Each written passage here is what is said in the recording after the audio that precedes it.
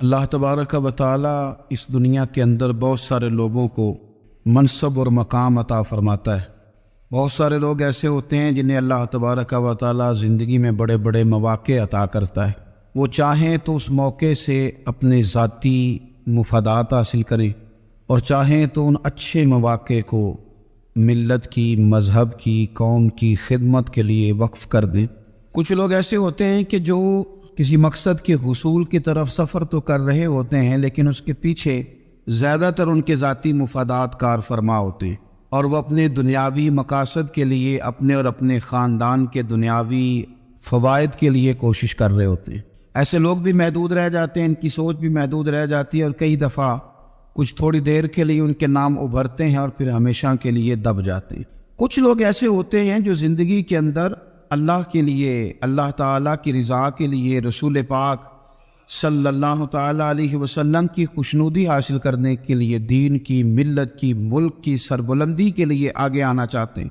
میرا رب کریم قرآن مجید سورہ حج میں ارشاد فرماتا ہے کہ الذین ان مکناہم فی الارض، کچھ لوگ ایسے ہیں کہ اگر ہم انہیں زمین میں اقتدار دیں، زمین میں اگر ہم انہیں قابو دیں تو وہ کیا کریں گے؟ اقاموا الصلاۃ و آتوا الزکوٰۃ، وہ نماز قائم کریں گے، زکوٰۃ ادا کریں گے، وامروا بالمعروف، نیکی کا حکم دیں گے، ونہوا عن المنکر، اور لوگوں کو بری باتوں سے منع کریں گے۔ وہ دینی، فکری، اصلاحی انقلاب برپا کر دیں گے، نماز کو عام کریں گے، زکوٰۃ کو عام کریں گے، بھلائی کا حکم دیں گے اور برائی سے منع کریں گے۔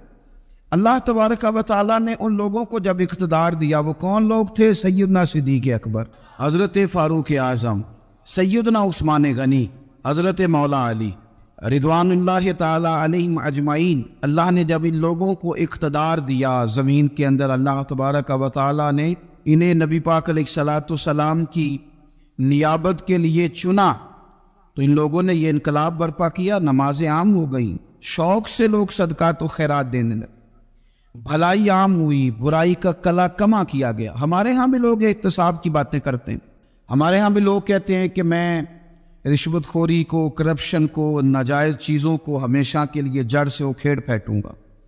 لوگ دوسروں سے مطالبہ کرتے ہیں کہ یہ سارے کام جائز کریں، لیکن خود اس پر عمل کرنے کو تیار نہیں ہوتے۔ یاد رکھ لیں کہ یہ جو احتساب ہے، یہ انسان کی اپنی ذات سے شروع ہوتا ہے۔ آپ جب نظام احتساب دنیا کے اندر مستحکم کرنا چاہتے ہیں تو اس میں پھر آپ کو اپنی ذات کو سامنے پیش کرنا پڑے گا۔ آج ہم بات کرنے جا رہے ہیں سیدنا فاروق اعظم رضی اللہ تعالیٰ عنہ۔ تو جناب عمر فاروق رضی اللہ تعالیٰ عنہ کا جو نظام احتساب ہے، انہوں نے اس کو گھر سے شروع کیا تھا، اپنے آپ سے اس کا آغاز فرمایا تھا۔ ہمارے ہاں یہ ہوتا ہے کہ جس بندے کے اکاؤنٹ میں اچھے خاصے پیسے ہیں، وہ بل جمع کرانے جائے تو اسے لائن میں نہیں لگنا پڑتا، مینیجر صاحب اسے آگے بلا لیتے، تو وہ بعد میں کیا کہہ رہا ہوتا ہے؟ کہتا ہے دیکھو اللہ نے کتنی عزت دی ہے، مجھے لائن میں نہیں لگنا پڑا۔ بھائی لائن میں لگنا تو آپ کا یہ تھا کہ آپ سمجھتے ہیں کہ سارے مسلمان ہیں، مومنین ہیں، برابر ہیں، تو میں کسی کو تکلیف میں مبتلا نہ کروں۔ جب آپ آگے چلے گئے تھے تو آپ نے بہت سارے لوگوں کا حق مارا تھا، وہ لائن میں جو لگے ہوئے تھے ان کا وقت لمبا ہو گیا تھا۔ آپ نے تو اپنے آپ کو احتساب کے لیے پیش ہی نہیں کیا، بلکہ آپ نے کہہ دیا کہ جناب میرا تو رتبہ اعلیٰ ہے، لہذا یہ میرا حق بنتا تھا، مجھے تو استحکام ملنا چاہیے تھا۔ یہاں بہت سارے لوگوں نے اپنے حق میں چیزوں کو اور رنگ میں پیش کیا۔ سیدنا فاروق اعظم رضی اللہ تعالیٰ عنہ نے اس نظام احتساب کو اپنے گھر سے شروع فرمایا۔ حضرت عمر فاروق رضی اللہ تعالیٰ عنہ اپنے بچوں سے فرمایا کرتے تھے کہ جب میں حکم لوگوں کو کروں گا نا، اپنی رعایا کو، مسلمانوں کو میں کوئی حکم دوں گا تو تمہیں پہلے اس پر عمل کرنا پڑے گا۔ آپ فرمایا کرتے تھے یاد رکھنا لوگ تمہیں اس طرح دیکھیں گے، لوگ اس طرح تمہیں دیکھیں گے جس طرح گوشت کھانے والا پرندہ گوشت کو دیکھا کرتا ہے۔ چیل گوشت کھاتی ہے تو کیا کبھی اس کو پیغام بھیجنا پڑا ہے کہ تو آجا یہاں گائے مر گئی ہے، بھینس مر گئی ہے؟ خود بخود اس کی نظر ہوتی ہے، وہ پہنچ جاتی۔ جناب عمر فرمانے لگے میرے گھر والوں، میرے بیٹوں، میری بیٹیوں، میری اہلیہ، لوگ تمہیں اس طرح دیکھیں گے جس طرح گوشت کھانے والے پرندے دیکھتے ہیں، لہذا میں جب کسی کو عمل کروں تو پہلے تمہیں اس پر عمل کرنا پڑے گا جب میں کسی کو حکم دوں۔ آپ فرمانے لگے یاد رکھنا اگر تم نے میرا حکم نہ مانا تو غیروں نے حکم نہ مانا تو انہیں ایک سزا ملے گی، اور اگر میرے گھر والوں نے نہ مانا تو ڈبل سزا ملے گی، تم پر ڈبل سختی کی جائے گی کہ تم نے میری بات کیوں نہیں مانی۔ یہ نظام احتساب ہے۔ ہم نہ دوسروں کے بچوں کا گلا کاٹ کے اپنے بچوں کی خوشیاں لینا چاہتے ہیں، ہم چاہتے ہیں کہ دوسروں کے بچوں کے حصوں کا مال میرے گھر میں آ جاتا ہے۔ کچھ لوگوں کی سیاست چل جاتی ہے، کچھ لوگوں کا فریب اور فراڈ کام کر جاتا ہے، لیکن وہ گھر روشن نہیں ہوتے۔ ان گھروں میں پیسہ ہوتا ہے پر قرار رخصت ہو جاتا ہے، ان گھروں میں آسانیاں اور وسعتیں تو آ جاتی ہیں لیکن ایک دوسرے کا احترام ختم ہو جاتا ہے۔ سیدنا فاروق اعظم رضی اللہ تعالیٰ عنہ کا یہ طریقہ تھا کہ وہ اپنے بچوں پر سختی کرتے۔ آپ ہمارے ملک میں یہ نظام ہے، موجودہ حکمران ہو یا ان سے پچھلے، بچے سب کے ملک سے باہر رہتے ہیں، یہاں رہتے ہیں تو محلات میں، باہر جاتے ہیں تو بڑی بڑی آسائشوں میں۔ ان کے بچوں کے لیے قانون بھی الگ سے ہیں، قاعدے بھی الگ سے ہیں، اور ہمارے ملک کے اندر تو ایک باقاعدہ پروٹوکول کا سسٹم ہے، اس سسٹم سے گزر کر بڑے بڑے لوگ چلنا پسند کرتے ہیں۔ ہمارے زمانے میں بھی کچھ چیزیں سرکاری ہوتی ہیں خالص، لیکن عجیب نظام ہے نا، ہر چیز کا کرایہ بڑھ جاتا ہے، سرکاری دکان کا نہیں بڑھتا۔ باقی دکانیں 5-6 سال کے لیے ملتی ہیں، سرکاری دکان پہ آپ قبضہ کرنا چاہیں تو پورے 100 سال کے لیے مل جاتی ہے، چونکہ یہ عام عوام کی پراپرٹی ہے تو اس کے ساتھ جو مرضی کو سلوک کرے۔ ایک سرکاری چراگاہ تھی جس کے اندر جانور چرا کرتے تھے، ہمارے یہاں بھی پنجاب میں کچھ جگہیں ہوتی ہیں تو ہم لوگ کہتے ہیں شام لاٹ ہے، سرکاری چراگاہ میں جانور چرا کرتے تھے۔ حضرت عمر فاروق رضی اللہ تعالیٰ عنہ کے صاحبزادے سیدنا عبداللہ ابن عمر رضی اللہ تعالیٰ عنہ نے بھی ایک اونٹ خرید لیا، تو سب لوگوں کے جانور سرکاری چراگاہ میں چرتے تھے، آپ نے بھی اپنا جانور وہاں چرنے کے لیے کھانے پینے کے لیے چھوڑ دیا۔ وہ جب اونٹ آیا تو پتلا تھا، کچھ دنوں کے بعد وہ فربا ہو گیا، طاقتور ہو گیا، موٹا تازہ ہو گیا۔ حضرت سیدنا عبداللہ ابن عمر رضی اللہ تعالیٰ عنہ نے بیچا تو وہ ڈبل قیمت سے بھی زیادہ کا بکا، کیونکہ پہلے دبلا پتلا تھا، اب موٹا تازہ فربا ہو گیا۔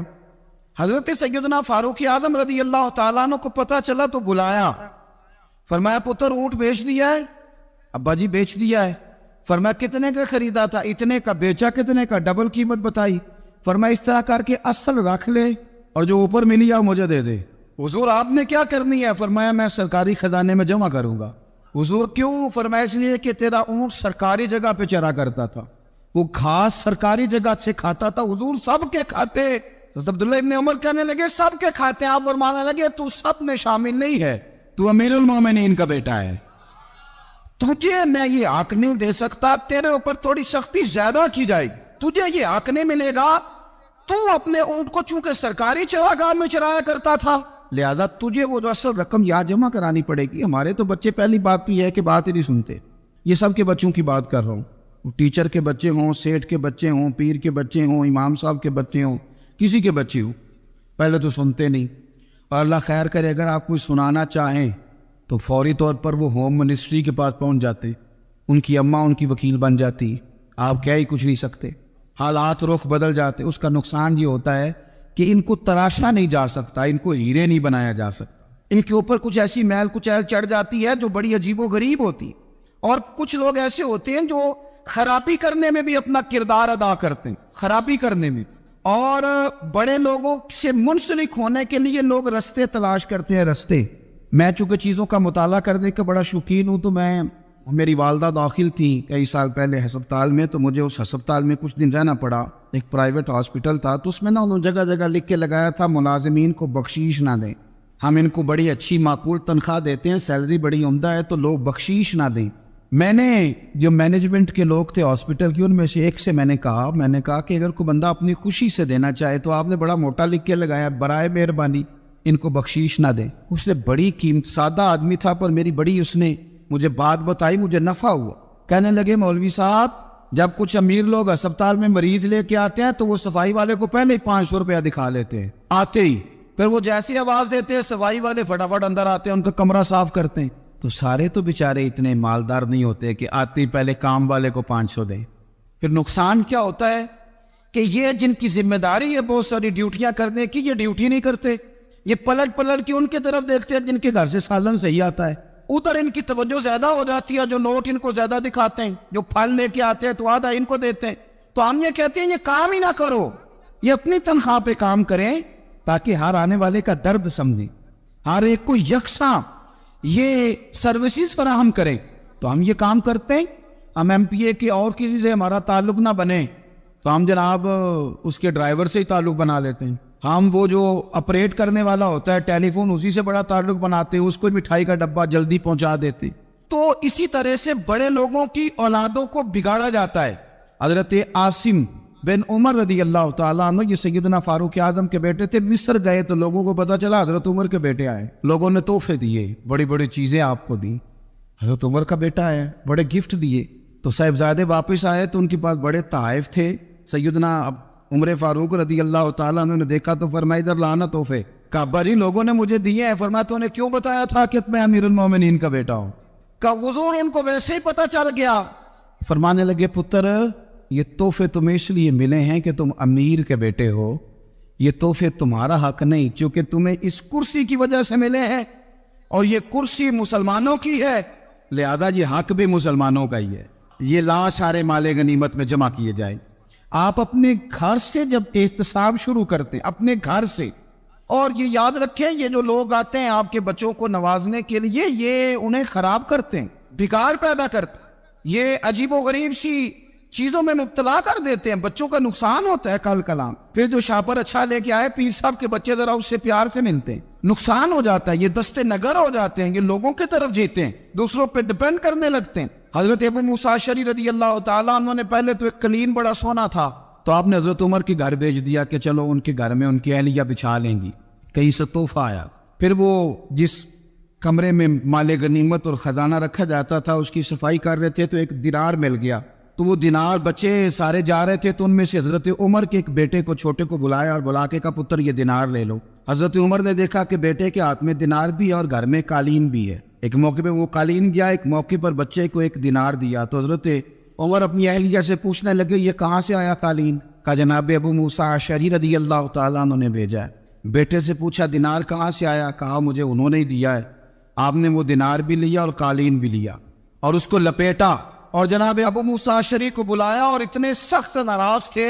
فرمانے لگے ابو موسیٰ اشعری سے کہنا میرے پاس پیدل آئے، گھوڑے پہ نہ آئے. اور جب آئے حضرت ابو موسیٰ اشعری تو جناب عمر اتنے ناراض ہوئے کہ وہ قالین لپیٹ کر تو ان کے سر پہ مار دیا. فرمانے لگے پکڑو اپنا دینار، تمہیں پورے مدینے میں میرے بیٹے کے علاوہ کوئی اور نہیں ملے تھا جسے تم خراب کر سکو. میرا پتر ہی ملا تھا بگاڑنے کی، کس نے اجازت دی تم میرے بیٹے کو دینار دو؟ کیوں لائے تم میرے گھر میں قالین؟ حضرت عمر فاروق رضی اللہ تعالیٰ عنہ فرمانے لگے میں زمین پہ سونے کا عادی ہوں، زمین چٹیل بھی ہو تو رب کا بندہ بن کے سوتا ہوں تو اللہ مجھے آرام اور سکون کی نیند عطا فرما دیتا ہے. مجھے تمہارے مخملوں کی اور قالینوں کی ضرورت نہیں ہے. احتساب یہاں سے شروع ہوتا ہے بھائی. یاز ہم نہ اپنے گھر میں بیٹھ کے مایوس باتیں کرتے ہیں اور فلانے کے بچے کہاں پہنچ گئے، فلانے کے بعد بڑا پیسہ آ گیا، میں کچے مکان میں رہوں، میں یہ کروں، دیکھو مجھے نہیں سوری. یہ تو آپ مایوسی والی باتیں کر رہے ہیں، یہ تو آپ کمزور باتیں کر رہے ہیں. یہ تو اس طرح کی باتیں تو ہارے ہوئے لوگ کرتے ہیں. اس طرح کا لب و لہجہ تو ان لوگوں کا ہوتا ہے جو احساس کمتری کا شکار ہوتے ہیں. یہ آپ نے کس طرح کا لب و لہجہ اور اپنے بچوں کو آپ بھکاری بنا رہے ہیں تاکہ دوسروں کو دیکھ کے تو مایوس ہو جائے. اٹھ باندھ کمر کیوں ڈرتا ہے، پھر دیکھو خدا کیا کرتا ہے. آپ کا جو احساس ہے وہ اتنا خوبصورت ہو، آپ کے لہجے کے اندر اس قدر ٹھہراؤ ہو، آپ کو اطمینان آ چکا ہو، اور آپ کے بچے کبھی بھی کمپیریزن نہ کریں اپنا کسی کے ساتھ، کبھی بھی انہیں کرنے نہ دیں. آپ کبھی وہ کبھی یہ بات نہ کریں کہ فلانے زیادہ اچھا کھاتے پیتے ہیں تو ہم کدھر ہیں، کرنے نہ دیں. انہیں بتائیں کہ بیٹا اپنی مٹی پہ چلنے کا سلیقہ سیکھو، سنگ مرمر پہ چلو گے تو پھسل جاؤ گے. ان کو بتائے کہ جو تمہارے پاس ہے یہ خدا کا عطیہ ہے، اسی پر تم نے قناعت کرنی کبھی بھی. حضرت زید بن حارثہ سے نبی پاک صلی اللہ علیہ وسلم کو بڑا پیار تھا. پھر ان کے بیٹے حضور کے غلام زادے حضرت اسامہ بن زید کے ساتھ بھی حضور بڑا پیار کرتے. لیکن یہ تو مسلمہ حقیقت ہے نا کہ عظمت اور شان تو سیدنا فاروق اعظم کی زیادہ ہے. امت کا اتفاق ہے کہ نبیوں کے بعد سب سے بڑا درجہ جناب صدیق اکبر کا، اور پھر اللہ نے مقام عطا کیا حضرت فاروق اعظم کو. یہ بڑے لوگ تھے. ایک دفعہ مال تقسیم ہو رہا تھا تو حضرت عمر رضی اللہ تعالیٰ عنہ نے نا حضرت اسامہ بن زید کو 4000 دینار دیے اور اپنے بیٹے عبداللہ ابن عمر کو 3000 دینار دیے. تو حضرت عبداللہ ابن عمر گھر جا کے کہنے لگے ابا جی اسامہ میں وہ کون سی خوبی ہے جو میرے اندر نہیں، اور اسامہ کے باپ میں وہ کون سی خوبی ہے جو آپ کے اندر نہیں. تو حضرت عمر کی عاجزی دیکھیے. حالانکہ بال اتفاق دنیا جانتی ہے کہ جناب عمر فاروق رضی اللہ تعالیٰ عنہ افضل ہیں، پھر بھی پتہ اپنے بیٹے سے کیا کہتے ہیں؟ فرماتے ہیں وہ سن یار، وہ خدمت گزار ہیں نبی پاک کے، وہ بھی حضور کے گھر میں ڈیوٹی کرتے، نوکری کرتے، اور ان کے بیٹے بھی حضور کی نوکری کرتے، یہ خدمت گزار ہیں۔ فرمانے لگے اگر تو نے پوچھ لیا تو سن، پھر میری تو رائے یہ ہے کہ تیرے سے زیادہ اسامہ بن زید حضور کی نظر میں پیارے ہیں، اور اسامہ کا باپ تیرے باپ سے زیادہ نبی پاک کا پیارا ہے۔ کوئی کمپیریزن کرنے نہیں دیا، بچوں کو کسی ایسی جگہ کھڑے ہونے نہیں دیا۔ فرمایا یہ وجہ ہے، یہ انداز ہے کہ تو زیادہ پیارا ہے۔ حضرت عمر فاروق رضی اللہ تعالیٰ عنہ پسند نہیں کرتے تھے، ذرا برابر بھی پسند نہیں کرتے تھے کہ کوئی شخص اور مال آتا تو اپنے رشتہ داروں کو نوازنے سے بچتے۔ مال غنیمت آتا ہے نا، ہمارے ہاں تو اللہ خیر کرے جب کوئی بندہ کونسلر بنتا ہے، چیئرمین بنتا ہے، تو ٹھیکہ کس کو دیتا ہے؟ کوئی چلو بھتیجا مل جائے، کوئی بانجا مل جائے، کوئی چھوٹا بھائی، اسے بھی کام مل جاتا ہے ساتھ۔ نوازنے پہ لوگ آتے ہیں تو وہ تلاش کرتے ہیں کہ کہاں کو میرا ہے، وہ ٹینڈر ہی ان کے نام کے پاس ہوتے ہیں جن کی طرف ذرا نظر کرم زیادہ ہوتی۔ حضرت عمر فاروق مال تقسیم کر رہے تھے تو بیٹی آگے کہنے لگی ابا جی رشتہ داروں کا بھی حق ہوتا ہے، آپ سب کو دیتے ہیں، آپ کے قریب ہی نہیں آتے۔ تو حضرت عمر فاروق نے کیا لفظ کہے، کیا حقیقت ہے، کیا حسن ہے۔ فرمانے لگے پتر یہ مال تیرے باپ کا نہیں، مسلمانوں کا ہے، جب تیرے باپ کا ذاتی مال ہوگا تو اپنے رشتہ داروں کو دے گا، یہ مسلمانوں کا مال ہے، یہ اسی حساب سے تقسیم ہوگا جو عدل کا حساب ہے، جو ترازو ٹھیک ہے۔ فرمایا تو مجھے یہ مشورہ نہ دے، یہ مسلمانوں کا مال۔ یہاں سے نظام میں احتساب شروع ہوتا ہے، یہاں سے انسان آگے بڑھتا ہے، اور پھر کوئی تکلف نہیں کسی پر حضرت عمر کا، کوئی چھوٹا ہے یا بڑا ہے۔ حضرت ابو سفیان رضی اللہ تعالیٰ عنہ سردار رہ چکے ہیں مکے کے، بڑے آدمی، لیکن نظام احتساب میں کوئی چھوٹا بڑا نہیں ہوتا۔ حضرت عمر فاروق مکہ مکرمہ گئے تو لوگوں نے کہا حضور جناب ابو سفیان نے نا گلی میں پتھر رکھے اور بہت سارے لوگوں کو رستوں میں تکلیف ہو رہی ہے، تو حضرت ابو سفیان رضی اللہ تعالیٰ عنہ سے بھی لوگ کہہ دیتے تو وہ بھی اٹھا دیتے، لیکن لوگوں نے چونکہ وہ سردار تھے، بڑے تھے، تو لوگوں نے ان سے کہا نہیں۔ حضرت عمر جب آئے تو کہا تو جناب عمر نے پرواہ نہیں کی، خود آئے جناب ابو سفیان سے کہا یہ پتھر آپ نے رکھے؟ کہا حضور ہاں۔ فرمایا یہ بھی اٹھائیے، یہ بھی اٹھائیے، یہ بھی اٹھائیے۔ جب وہ اٹھا رہے تھے تو حضرت عمر کہہ رہے تھے شکر نہیں اللہ کا کہ عمر کہہ رہے ہیں اور ابو سفیان مانتے جا رہے ہیں، شکر نہیں۔ یہ نظام احتساب ہے کہ بڑا ہو یا چھوٹا ہو، اس کو یہ حق حاصل نہیں ہے کہ مسلمانوں کو وہ کسی تکلیف میں کسی بھی صورت میں مبتلا کرے، کہیں بھی کسی جگہ بھی، اس کو یہ والی اجازت نہیں۔ حضرت سیدنا عمر فاروق رضی اللہ تعالیٰ عنہ۔ پھر ایک اور بات تھی، میں کئی دفعہ یہ بات کہتا ہوں اور مجھے ذاتی طور پر اس کا بڑا تجربہ ہے، کچھ لوگ نا خوشامد پسند ہو جاتے ہیں، بڑی عمدہ تعریف کرتے ہیں، اوئے ہوئے ہو پول باندھتے ہیں پورے، آپ کے پاس آئیں گے تو کہیں گے جناب آپ سے زیادہ اچھا بندہ ہی کوئی نہیں، تو وہ نا آپ سے کام نکلواتے ہیں، پھر وہ کسی دوسرے کے پاس جاتے ہیں تو اسی طرح کا رویہ وہ دوسروں کے ساتھ کر۔ یہ عام لوگوں میں بھی مرض ہوتا ہے، عام لوگوں میں۔ اور بادشاہ وہ بندہ اگر، پھر تو اس کا دل کرتا ہے میں اگر بادشاہ سلام ہوتا تو دو چار بندے دیہڑی پہ رکھ لوں پر میری تعریف ضرور کرے۔ پابندی ہوتی ہے، لوگ یہ کام بڑے شوق سے کرتے ہیں۔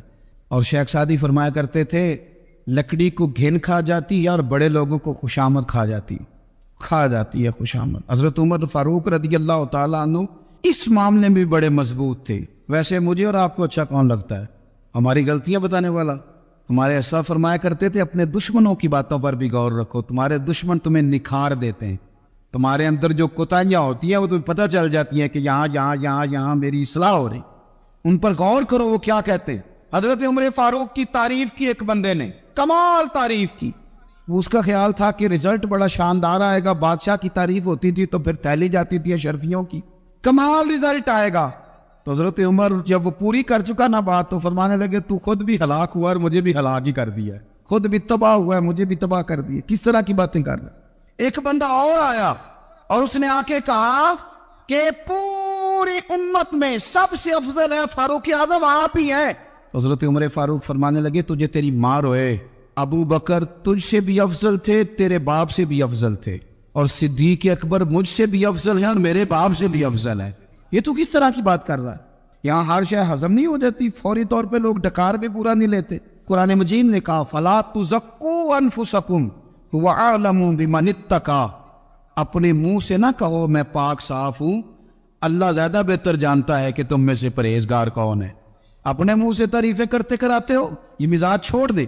حضرت عمر رضی اللہ تعالیٰ عنہ پسند نہیں کرتے تھے۔ ایک آدمی نہ چلتا تھا وہاں تو بڑا متکبرانہ چال کے ساتھ چلتا، حضرت عمر نے دیکھا، یہاں تک احتساب فرماتے، زمین پہ زور زور سے پیر پٹکتا، چال بڑی اس کی متکبرانہ، لوگ بڑے پریشان ہوتے۔ حضرت عمر نے ایک دن سمجھایا، باز نہیں آیا، اگلے دن پہ درہ نکال لیا، لگائے 4 درے، فرمایا آج کے بعد نہ چلنا اس طرح مدینے میں پیر پٹک پٹک کے۔ اس وقت تو اسے غصہ لگا، لیکن کچھ دیر کے بعد نا جب غصہ اترا تو حضرت عمر کے پاس آیا، کہنے لگا حضور اللہ آپ کا بھلا کرے، آپ نے درے نہیں مارے، آپ نے تو شیطان بھگا دیا جو میرے ساتھ چمٹا ہوا تھا، چمٹا ہوا شیطان آپ نے مجھ سے بھگا دیا ہے۔ یاد رکھیں مسند امام احمد بن حنبل میں حدیث ہے، اللہ کے پیارے رسول صلی اللہ علیہ وسلم فرماتے ہیں جو دنیا میں متکبرانہ چال کے ساتھ چلتا ہے نا، قیامت کے دن وہ اللہ سے اس حال میں ملے گا کہ رب اس سے ناراض ہوگا۔ متکبرانہ چال سے نہیں چلیں گے۔ تو حضرت فاروق اعظم رضی اللہ تعالیٰ عنہ کا یہ طریقہ تھا کہ آپ خیال کرتے، اور پتہ کس طرح کا آپ کا مزاج تھا، فرماتے تھے تقسیم کرو، دوسروں کا بھی خیال رکھو۔ جس طرح بندہ دیوانہ وار نہیں لوگوں کا خیال رکھتا کہ بندہ بگڑے کوئی نہ، دیوانہ وار۔ کچھ لوگ تبلیغ کرتے ہیں رسمی، اور کچھ لوگ ایسے ہوتے ہیں جو لوگوں کی اصلاح میں دیوانے ہو جاتے، ان کی خواہش ہوتی ہے یہاں بھی بندہ ٹھیک ہو جائے، یہاں بھی بندہ ٹھیک ہو جائے، یہاں بھی بندہ ٹھیک۔ کچھ لوگ کڑی نگرانی کرتے ہیں کہ انسان بگڑنے نہ پائے۔ حضرت عمر فاروق رضی اللہ تعالیٰ عنہ نا گوشت والی دکان کے پیچھے جا کے بیٹھ گئے کئی دنوں تک۔ وہ کہنے لگا حضور یہاں کیا ہے؟ فرمایا تو اپنا کام کرنا۔ گوشت والی دکان پہ بیٹھے، کام کر اپنا، نگرانی کرنے لگے حضرت عمر۔ پھر آپ نے نا وہ بندے پکڑ لیے، کون؟ جو 2 دن مسلسل گوشت خریدنے آئے، پکڑ کے کھڑا کر لیا۔ فرمایا تو کل بھی گوشت لینے آیا تھا؟ حضور ہاں۔ فرمایا آج پھر کھائے گا؟ حضور جی۔ تو آپ فرمانے لگے کیا تیرے محلے سے غربت ختم ہو گئی ہے؟ تیرے رشتہ دار سارے پیٹ بھر کے کھاتے ہیں، تو 2 دن گوشت لینے آتا ہے۔ فرمایا آج کے بعد مسلسل گوشت لینے آیا تو درے سے ماروں گا، خبردار یہ کام نہ کرنا۔ یہاں تک نظام احتساب کا جب خیال رکھا جائے پھر حالات بگڑا نہیں کرتے، پھر وہ قابو میں رہا کرتے۔ حضرت عمر فاروق رضی اللہ تعالیٰ عنہ اس ترتیب کے ساتھ اصلاح کرتے، اس ترتیب کے ساتھ۔ سیدنا فاروق اعظم رضی اللہ تعالیٰ عنہ کی ایک بات آخر میں عرض کرنی ہے، وہ میں بھی اپنے اوپر لاگو کروں، آپ بھی غور کریں۔ حضرت عمر فاروق رضی اللہ تعالیٰ عنہ نے نا خط لکھا حضرت ابو موسیٰ اشعری کو۔ آپ فرمانے لگے یاد رکھنا جو گورنر، جو امیر اپنے رب کریم کی فرما برداری کرتا رہتا ہے نا، اس کی رعایا بھی اس کی فرما برداری کرتی، اور جو لوگ اپنے رب کریم کی فرما برداری چھوڑ دیتے ہیں پھر جنہوں نے ان کی فرما برداری کرنی ہوتی ہے وہ ان کی فرما برداری چھوڑ دیتے۔ آپ نے سپہ سالاروں کو خط لکھے تھے، فوج کے جو جرنیل تھے، کمانڈو تھے، ان کو خط لکھے تھے، فرمایا جو سپاہی نماز نہیں پڑھتا اسے فوج سے نکال دو، اور ساتھ لکھا تھا یاد رکھو جو رب کا وفادار نہیں وہ ہمارا کیسے ہو سکتا ہے، نکال دو ان لوگوں کو، فوج سے الگ کر دو۔ ہم آج جو بے پناہ پریشان ہیں، ہمارے بچے بات نہیں مانتے، شاگرد بات نہیں مانتے، ہم شکوے کرتے ہیں، بے ادبی بڑھ گئی۔ ادب کے ساتھ میں گزارش کروں گا بڑوں کی بارگاہوں میں، جو میری طرح کے بڑے بنے ہوئے ہیں، بزرگوں سے نہیں بات کرتا، ان سے میں کہوں گا کہ ہمیں ایک دفعہ اپنے اوپر بھی تو غور کر لینا چاہیے، کہیں ایسا تو نہیں ہے کہ ہم جب تک اللہ تعالیٰ کے فرما بردار تھے، جب تک ہم تقوی کے معیار پر تھے، ہماری بات ماننے والے ہماری بات مان رہے تھے، کہیں ایسا تو نہیں کہ ہم اس معیار سے ہل گئے ہیں تو اب جو ہمارے فرما بردار تھے وہاں سے ہل گئے۔ حضرت عمر رضی اللہ تعالیٰ عنہ فرمایا کرتے تھے کہ لوگوں کو عجب میں مبتلا نہیں ہونا چاہیے، خود پسندی کا جو ماحول ہوتا ہے اس سے لوگوں کو ہمیشہ نکلنا چاہیے۔ حضرت عمر کے ایک صاحبزادے نے کنگھی کر لی، اچھا لباس پہن لیا تو درہ مارا جناب عمر نے، تو آپ کی بیٹی کہنے لگی ابا یہ تو بالکل جائز ہے، اچھے کپڑے پہننا، اچھا لباس پہننا اور سر میں کنگھی کر لینا، اس پر درہ کیوں مار دیا؟ تو آپ فرمانے لگے بیٹا یہ خود پسندی میں مبتلا ہونے لگا تھا، یہ اپنے آپ کو بہت بھلا سمجھنے لگا تھا، اس کا خیال تھا کہ میں ہی ہوں، میرے علاوہ کوئی نہیں، یہ اس مقام پہ جا رہا تھا جہاں اس کی تربیت رک جاتی، اس لیے درہ مارا ہے۔ ایک دفعہ حکومتی معاملات کے اندر آپ کی اہلیہ نے مشورہ دینا چاہا، بڑے کام بیویاں نہیں کرتی، بڑے بڑے معاملات میں مداخلت نہیں کرتی۔ ہمارے بر صغیر میں وہ بادشاہ نہیں گزرا کہ جو فیصلہ کرتا تھا تو کرسی پہ بیٹھ جاتا تھا اور پردے کے پیچھے اس کی بیوی بیٹھ جاتی تھی، اور جب وہ فیصلہ سنانے لگتا تو یوں گردن پیچھے کرتا اور اہلیہ جو کہتی وہ فیصلہ سنا دیتا۔ لیکن ایک دفعہ خاتون نے ایک آدمی کو حضرت عمر نے معزول کیا تو آپ کی اہلیہ نے اس آدمی کی اہلیہ حضرت عمر کی اہلیہ سے ملی ہوگی، تو خاتون نے ذرا سفارش کرنی چاہیے، تو جناب عمر فاروق رضی اللہ تعالیٰ عنہ کے ہاتھ میں عصا تھا، ڈنڈا تھا، 2-3 دفعہ زمین پہ مارا، فرمایا تمہیں کس نے اجازت دی ہے حکومتی معاملات میں مشورہ دینے کی؟ یہ مشورہ مولا علی دیں گے یا عثمان غنی دیں گے؟ آپ کو کس نے اجازت دی؟ وہ حکومتی معاملات، وہ مسلمانوں کا اجتماعی معاملہ، وہ مسلمان دیکھیں، آپ کو اس میں آنے کی اجازت نہیں ہے۔ جو آپ کی ذمہ داریاں ہیں، آپ کے حقوق ہیں، ان پر آپ بات کریں۔ تو بھائی نظام میں احتساب اپنی ذات سے شروع کریں۔ ہماری اولادیں، ہمارے بچے، وہ باہر سے انہوں نے زیادہ اثر نہیں لیا، ہم نے انہیں بتایا ہے کہ ہم بڑے غریب ہیں، ہم بڑے مجبور ہیں، ہم تو بڑے کمزور ہیں، ہماری تو سنتا کوئی نہیں، یہ تو امیروں کا ملک ہے، اس میں تو فلانے کو اہمیت حاصل ہے۔ ان باتوں نے ہمارے بچوں کو کمزور کیا ہے، ان باتوں نے ہمارے بچوں کے دلوں میں احساس کمزوری پیدا کیا ہے۔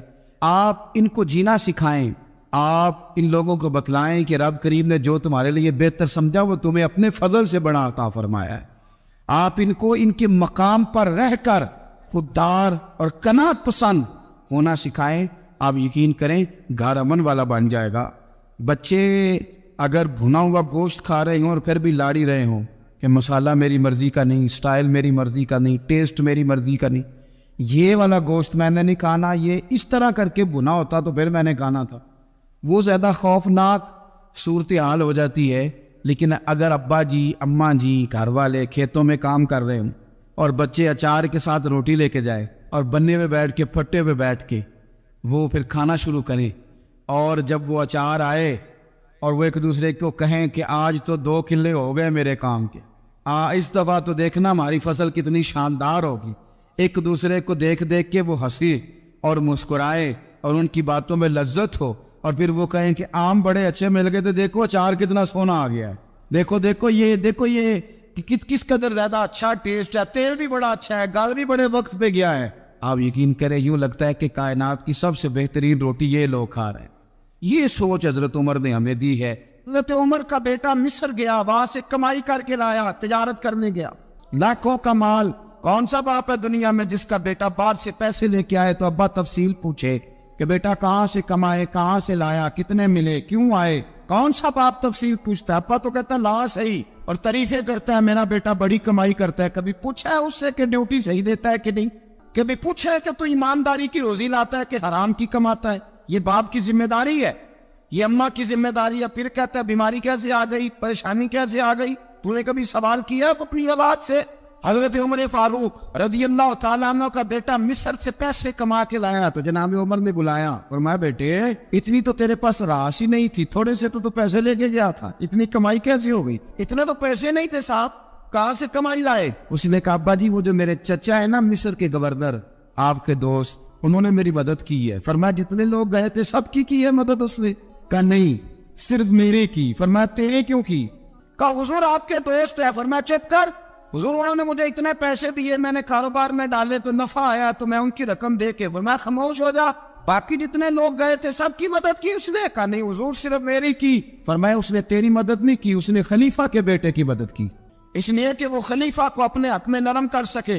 فرمایا آدھا مال تیرا ہے، آدھا مال غنیمت کا ہے، مال خزانہ کا ہے، مسلمانوں کا ہے، اس لیے کہ تو جو وہاں سے مال کما کے لایا ہے وہ اپنے باپ کے خلیفہ ہونے کی وجہ سے کما کے لایا ہے، لہذا رکھ ادھر۔ یا کہتے ہیں کدھر سے آیا، کیسے آیا، کون سا حساب دے، کیا کرے؟ او بھائی حضرت عمر رضی اللہ تعالیٰ عنہ کا اپنی اولاد کے بارے میں یہ رنگ ہے۔ ایک جنگ سے نا خوشبو آئی، خوشبو بڑی مہنگی ہوتی تھی، عرب میں خوشبو آج بھی بڑی مہنگی ہے، وہ زیادہ استعمال کرتے۔ میری باتوں کی سمجھ آ رہی ہے میرے بھائی؟ بڑی مہنگی خوشبو تھی۔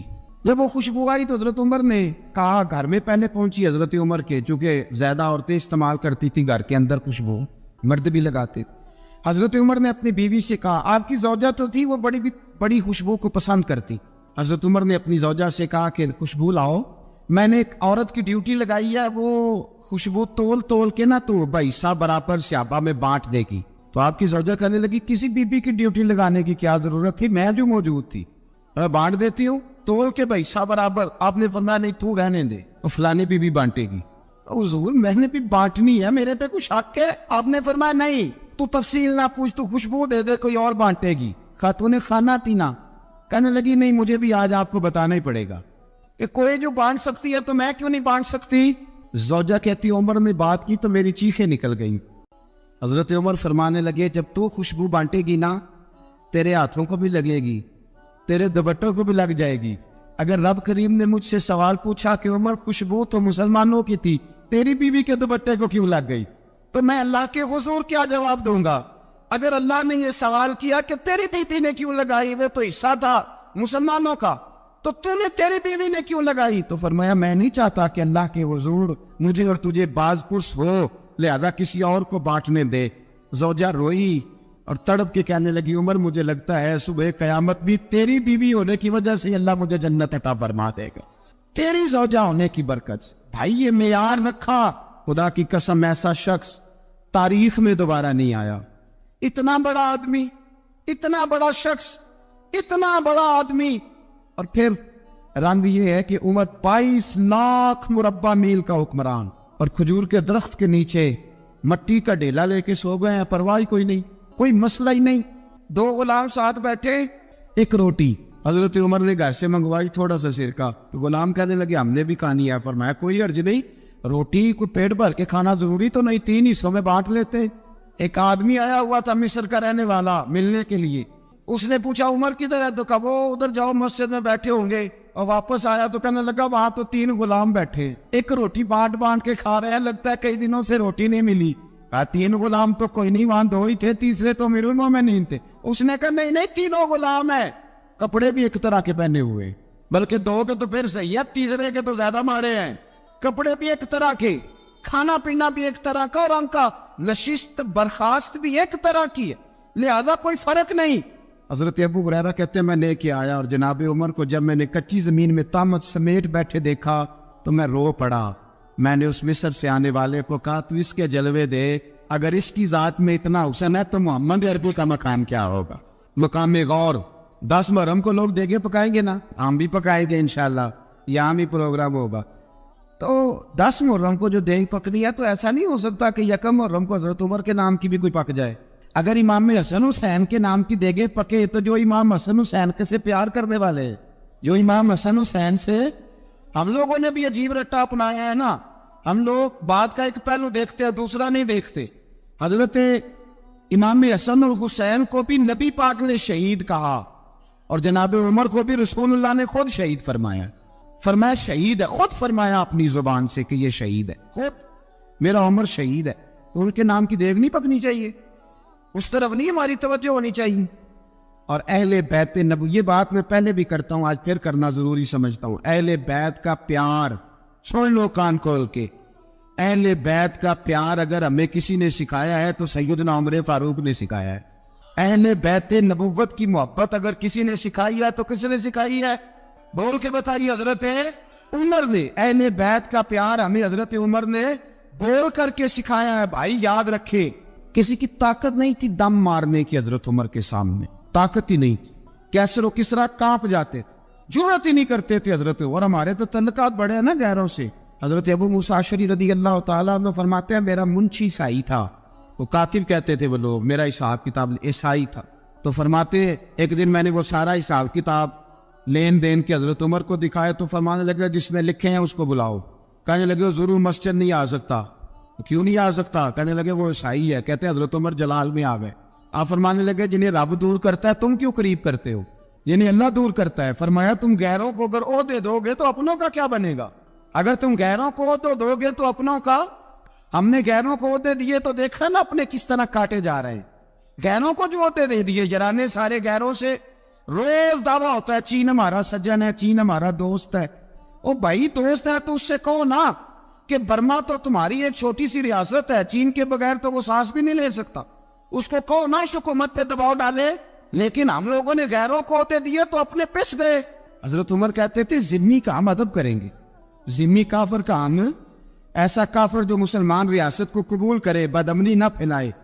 ایک آدمی کو آپ نے دیکھا آنکھوں سے نابینا ہے اور بھیک مانگ رہا ہے, تو حضرت عمر کو نظر آ گیا. فرمایا کون ہو؟ اس نے کہا میں یہودی ہوں.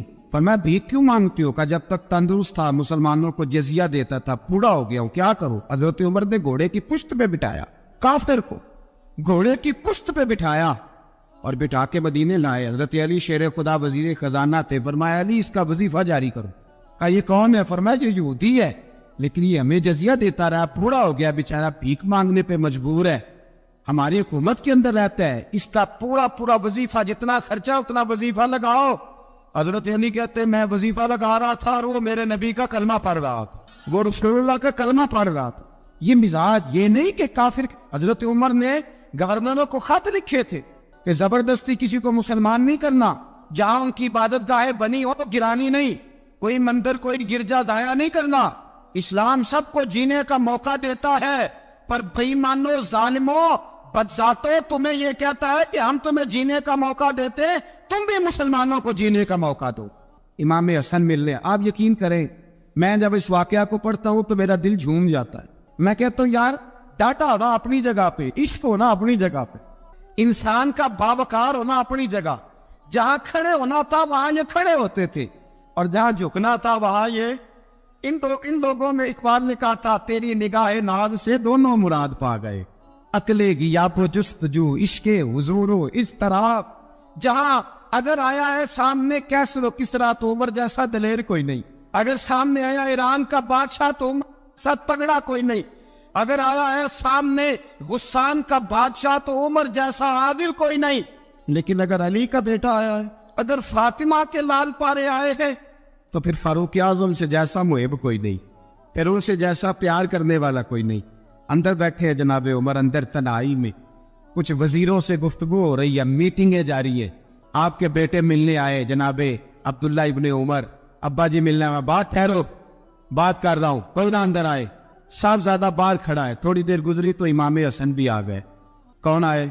آپ کو عجب ملے گا امام صاحب کا نام لینے سے, وہ سردار ہے جنتیوں. حسن تیری نسل پاک میں ہے بچہ بچہ نور کا, تو ہے نور تیرا سب کرانا. امام حسن آئے تو حضرت عبداللہ ابن عمر کو دروازے پہ کھڑے دیکھا. کامر المومنین کہاں ہیں؟ کہنے لگے حضرت عمر کے بیٹے. کہنے لگے وہ اندر بیٹھے, کچھ میٹنگ ہو رہی ہے, اور انہوں نے کہا کوئی اندر نہ آئے, لیکن آپ جانا چاہے تو چلے جائیں. تو انہوں نے کہا جب آپ باہر کھڑے ہیں تو مجھے کوئی اتنا ضروری کام نہیں, اور ابھی زور کی نماز تھوڑی دیر میں ہوگی, میں مسجد میں مل لوں گا امیر المومنین سے. یہ بات کہہ کے امام حسن چلے گئے. یار اتنی بڑی بات نہیں تھی, اور میرے استادوں کا بیٹا بھی آئے تو کہا ٹھیک ہے جی وہ سوئے ہوئے, تو کوئی غرض نہیں یار, میں ٹھہر کے آ جاؤں گا, کوئی بڑی بات نہیں تھی. دیکھا جائے تو بڑی بات نہیں تھی, پر بات بہت بڑی تھی, اس لیے کہ یہ خالی حسن نہیں, یہ حسن ابن علی ہے, یہ حضرت فاطمہ کے لخت جگر. حضرت عمر باہر نکلے, عبداللہ ابن عمر سے پوچھا کوئی آیا تو نہیں؟ تو کہا حضور امام حسن آئے تھے. تو کہا پھر شہزادے کو اندر کیوں نہیں بھیجا؟ کہا میں نے کہا تھا. وہ کہنے لگے اگر امیر المومنین مصروف ہیں تو میں ظہر میں مل لوں گا. حضرت عمر رونے لگے. فرمایا بیٹے تو نے اچھا نہیں کیا. پھر مسجد نہیں گئے, سیدھے امام حسن کے دروازے دستک دی. امام حسن باہر آئے. کہا شہزادے آئے تھے تو ملے کیوں نہیں؟ تو امام حسن کہنے لگے حضور آپ کا اپنا بیٹا دروازے پہ کھڑا تھا, اور منع بھی کیا تھا آپ نے, تو میں زور میں مل لیتا. حضرت امام حسن فرماتے جوش جذبات میں جناب عمر نے سر سے پگڑی اتار دی. جوش جذبات کہنے لگے حسن میرے بیٹے کا اور آپ کا کیا مقابلہ؟ کیا اس کی ماں کا نام فاطمہ الزہرا ہے؟ کیا اس کی نانی کا نام خدیجہ الکبریٰ ہے؟ کیا اس کے نانے کا نام محمد مصطفیٰ ہے؟ آپ کا اور اس کا کیا مقابلہ؟ پھر رو پڑے اور کہنے لگے بیٹے میں مکے کے صحراؤں میں اونٹ چرایا کرتا تھا, یہ جو میرے سر پر عزت کے بال ہیں یہ تیرے نانے کے اگائے ہوئے. میں مکے کے خبردار شہزادے خبردار. او بھائی اہل بیت نبوت کے ادب کا رنگ اگر سکھایا ہے تو سیدنا عمر نے سکھایا ہے. حضرت عمر فاروق اتھارٹی ہے, اسلام کی اتھارٹی. یکم محرم حضرت عمر کی شہادت ہے. یہودی بول اٹھا, کافر بول اٹھا. اگر 6 مہینے عمر دنیا میں اور رہتے تو دنیا میں کوئی کافر موجود نہ ہوتا. 6 مہینے. اور جب اس بطل جلیل کا جنازہ اٹھا, اللہ بخاری پڑھیے نا, اللہم ارزقنا شہادت فی سبیلک, اللہ بسترے کی موت نہ دینا, شہادت کی دینا. عمر شہید ہوئے, مسجد نبوی میں نماز پڑھاتے, اور جب جنازہ اٹھا تو مدینے کا پھر پیچھے جو دلیر بچے وہ مولا علی تھے. جناب عمر کا جنازہ اٹھا تو سب سے پہلی آئے جو نکلی وہ حضرت علی کی زبان سے نکلی, اور حضرت ساری داڑھی سور سے بھر گئی. لوگوں نے کہا کہ علی کیا ہوا؟ فرمانے لگے تم دیکھ نہیں رہے جنازہ کس کا اٹھا ہے؟ پلٹ کے دیکھو تو صحیح، تم پتہ نہیں یہ کون گیا ہے؟ کہ حضور کیا ہوا؟ آپ فرمانے لگے عمر اس طرح کے کام کر کے گیا ہے، اب ان کے رستوں پہ کون چلے گا؟ کون اس کے جگر راہ وفا میں نقش ایسے چھوڑ آیا ہوں، میں جس منزل سے گزرا ہوں وہ اب تک یاد کرتی ہے۔ حضرت علی حضرت عمر کے جنازے پہ کھڑے ہو کے کہتے ہیں اللہ مجھے اس طرح کے عمل کرنے کی توفیق دے جس طرح کے عمر کر کے گیا۔ میرے بھائی قتل عزیز، قتل حریت، حضرت عمر رضی اللہ تعالیٰ عنہ جو اپنی زندگی انقلاب والی گزار کے گئے۔ عمر جب دنیا سے گئے تو 80 دینار کا قرضہ تھا، 22 لاکھ مربع میل کا حکمران، اور اپنے بیٹے سے کہنے لگے بیٹے کوشش کرنا تیرے خاندان والے مل کے میرا قرضہ اتار دے، میری قبر پہ بوجھ نہ رہے، اور اگر خاندان والے مدد نہ کریں تو میرے دوستوں سے بات کرنا، وہ مدد نہ کرے تو پھر علی سے بات کر لوں۔ ان کا پیار آپس میں اتنا، اور تو اختلاف ثابت کر رہا ہے۔ 80 دینار کا قرضہ چھوڑ کر حضرت عمر دنیا سے گئے، اور جاتی دفعہ کہہ گئے میرے بعد میرے بچوں کو حکومت کے مشورے میں بھی شامل نہ کرنا، حکومت کے مشورے میں بھی میری اولاد شامل نہ ہو۔ اتنا بڑا شخص اتنا بڑا رنگ دے کے یکم محرم کو جب عمر فاروق کا وصال ہوا تو بیٹے سے کہنے لگی اماں عائشہ سے جا کے کہو میرا بھی نبی پاک کے روزے میں دفن ہونے کو دل کرتا ہے۔ ایک قبر کی جگہ ہے اماں جی نے اپنے لیے رکھی ہے، بخاری یا بخاری۔ حضرت عائشہ کے پاس صاحبزادے گئے، کہنے لگے اماں جی عمر کو زخم لگ گیا ہے، حالت بڑی پریشانی والی ہے۔ وہ کہتے ہیں اگر اماں اجازت دے۔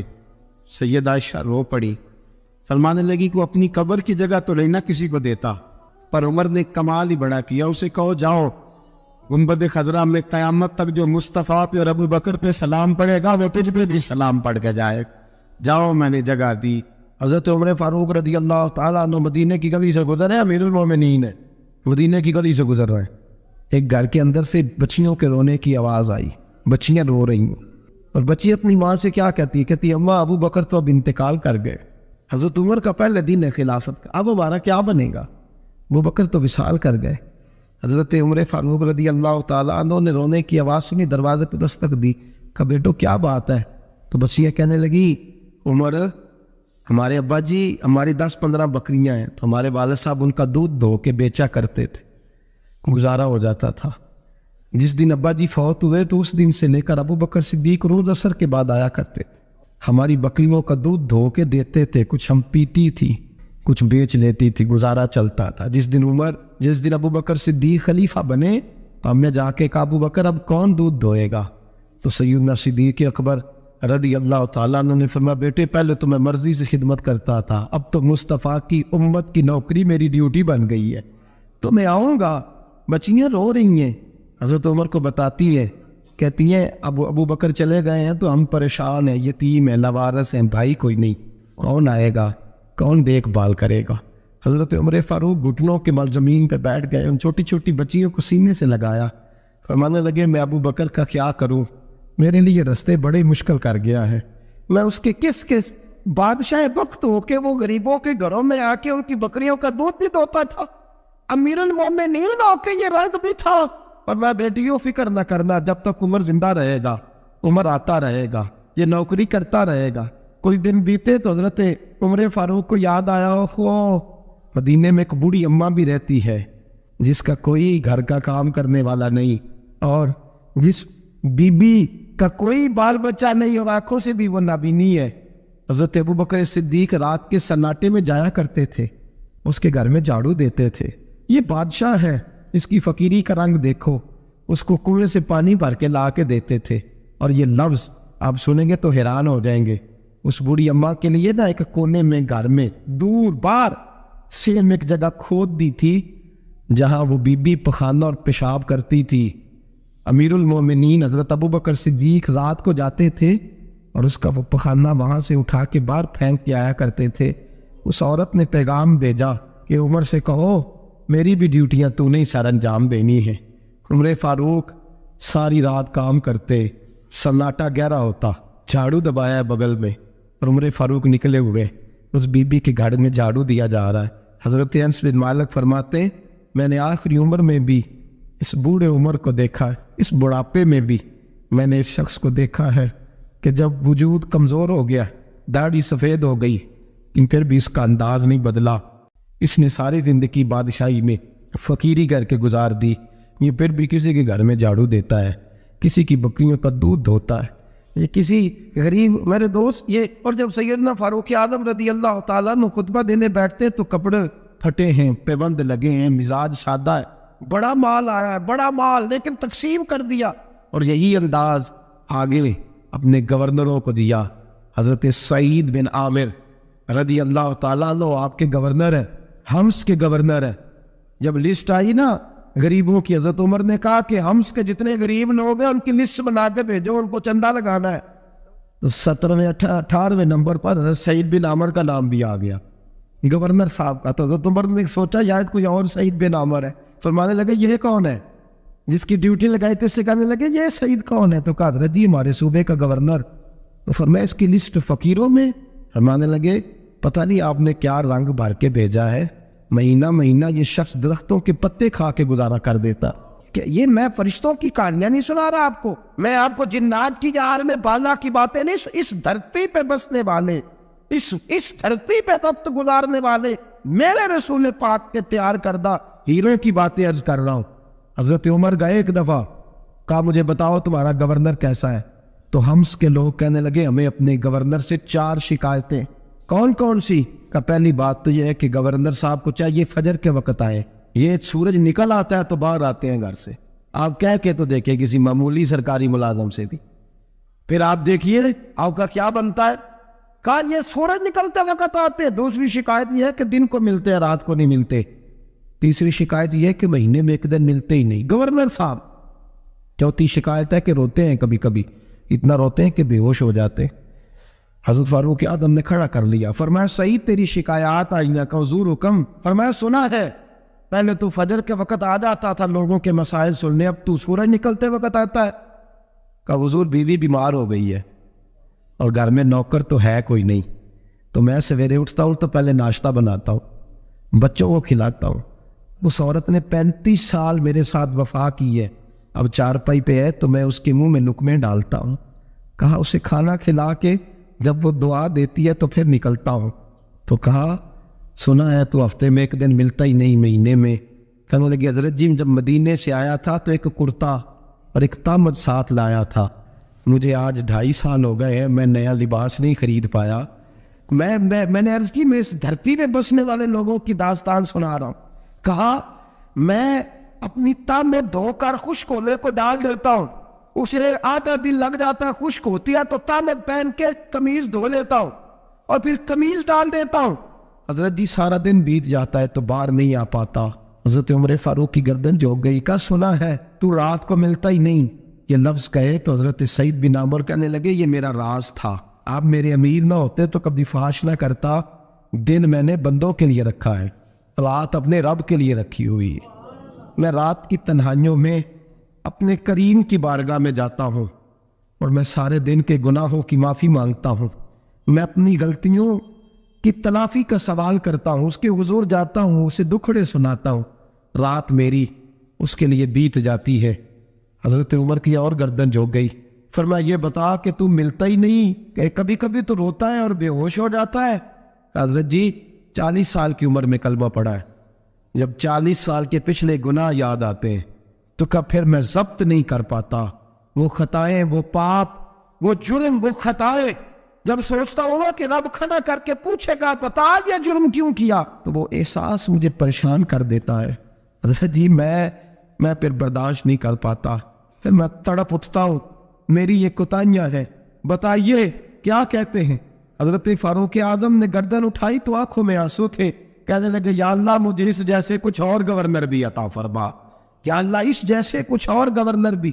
عزیزو اپنا حال کیا ہے، ملک شام جب فتح ہوا تو حضرت سعد بن ابی وقاص رضی اللہ تعالیٰ عنہ کہتے ہیں کہ کچھ لوگ مجھے کہنے لگے کہ ہم آپ سے معاملات طے نہیں کریں گے، ہم جزیہ دیں گے، ٹیکس دیں گے، اسلامی حکومت کے زیر اثر آئیں گے، لیکن آپ سے معاملات طے نہیں کریں گے، اپنے امیر کو بلائیے۔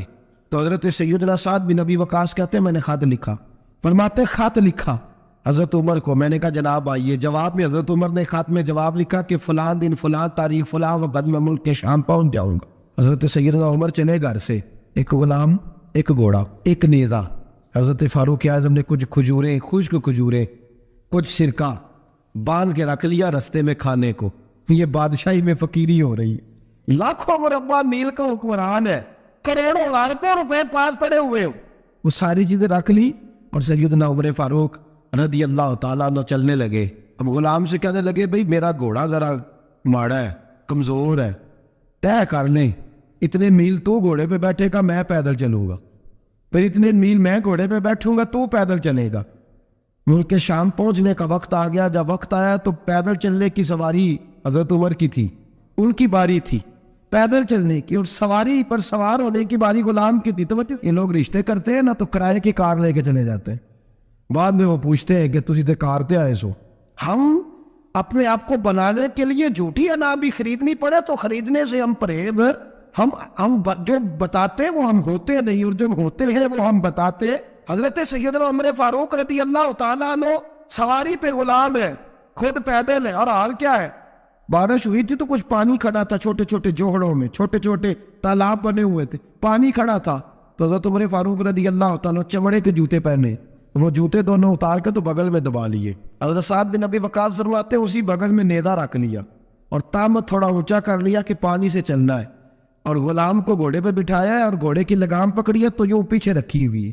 اور حضرت سیدنا فاروق اعظم رضی اللہ تعالیٰ عنہ آ رہے ہیں. غلام کہنے لگا حضور لوگ دیکھ رہے ہیں، مہربانی کریں بیٹھ جائیں. فرمانے لگے نہیں باری تیری ہے، تو ہی بیٹھے گا.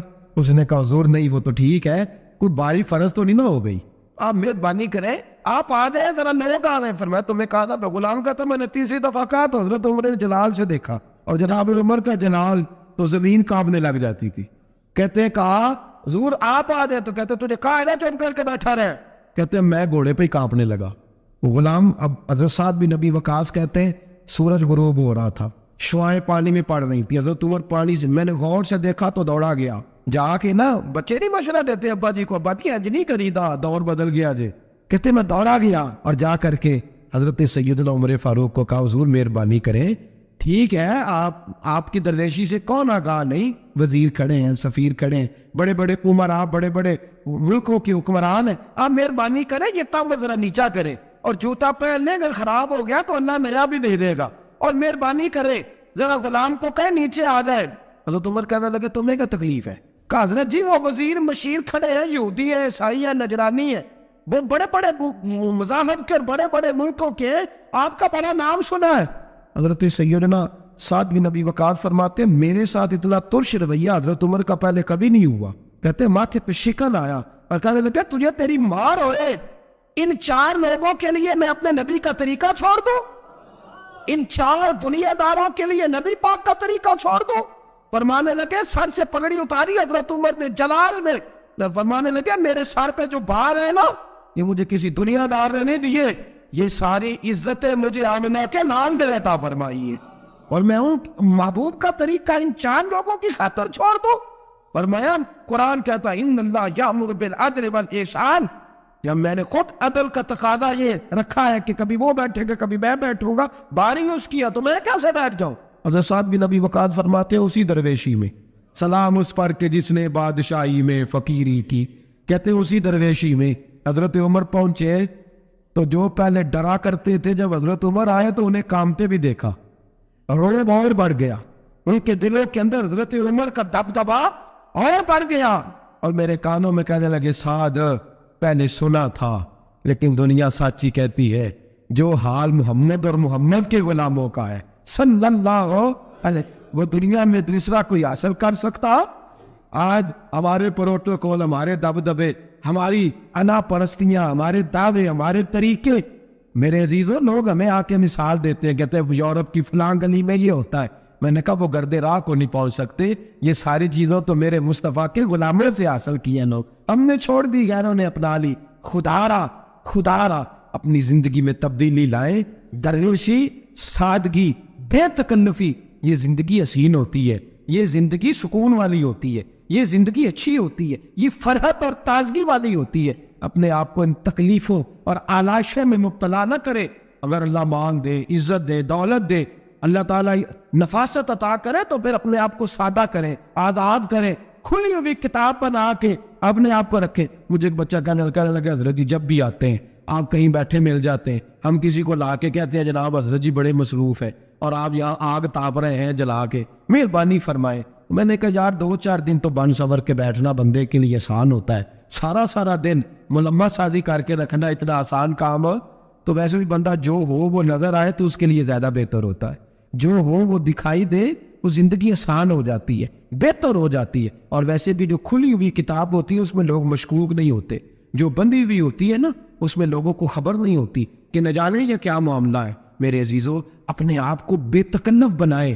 بے تکلف سے مراد یہ نہیں کہ جیسے بے تکلفی ہم نے ایک غلط چیز کا نام بے تکلفی رکھ دیا ہے کہ جو آدمی بات بات پہ ٹھٹھا کرے، بات بات میں مذاق کرے وہ بے تکلف ہوتا ہے۔ یہ تو بے تکلفی اسلام اس کو پسند ہی نہیں۔ بے تکلفی سے مراد یہ ہے کہ جھوٹی انا نہیں بنائے، جھوٹے معاملات اپنے گرد نہیں اوڑے۔ اپنی اگر اللہ آپ کو بہت زیادہ مال و دولت دیتا ہے تو جتنا وہ مولانا رومی کہتے ہیں جتنا ٹہنی پہ پھل زیادہ لگتا ہے نا اتنی وہ ٹہنی جھک جاتی ہے، جو اکڑی ہوتی ہے سمجھو وہ خالی ہوتی ہے۔ اگر آپ پھلدار ہیں تو پھر آپ کو جھکے، پھر آپ کو با اخلاق ہونا چاہیے، با محبت ہونا چاہیے، پیار والا ہونا چاہیے۔ زندگی میں اس چیز کو ضرور اپنائیے۔ بڑے لوگ وہی ہوتے ہیں جن کا کردار بڑا ہوتا ہے، بڑے وہی ہوتے ہیں جن کی بات بڑی ہوتی ہے۔ کوئی باتوں سے اور پروٹوکول سے کبھی بڑا نہیں ہوتا، ہمیشہ مدحت خیر الانام میں گزرے۔ دعا ہے یوں اور درود و سلام میں گزرے۔ آخر دعویٰ الحمدللہ۔